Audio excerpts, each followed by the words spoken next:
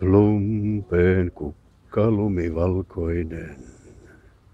Ei, nokkelavat varmaan huomaavat, että tämä ei ole lumpeen kukka. Mutta komea kuitenkin. Entäpäs sitten tuolla? Siellä on melkein lumpeen kukka. Ja komea kuin vaan. Mistä liet tänne tullut? Tropiikkiin. Tähän paikalle kuitenkin ihmisen istuttamana. Mutta kyllä se onkin komea. Mutta entäpä se lumivalkoinen? Mistäs me sen löydetään? Tuo on ainakin vaaleanpunainen. Ja tuo.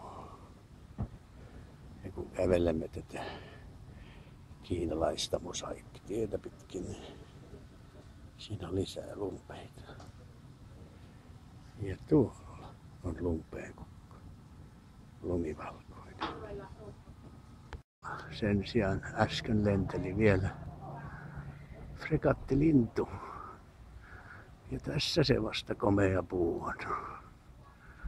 Onko siihen mitään meidän suonlaidan aiki verrattuna? Voi olla. Melkoisen komea on se aikikin.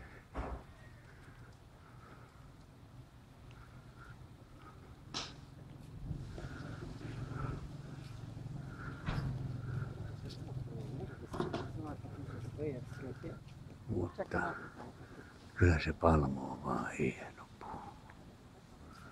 Meidän pitää mennä hieman tarkemmin katsomaan, miltä se näyttää tuolla Karibian meren rannalla. Hiukan tuossa auton melu häiritsee, mutta nyt me olemme täällä tropiikin palmurannoilla. Näin. Ei tästä taida ihan heti tulla mieleen karuräme, vetelänevä, eikä varjoinen korpi.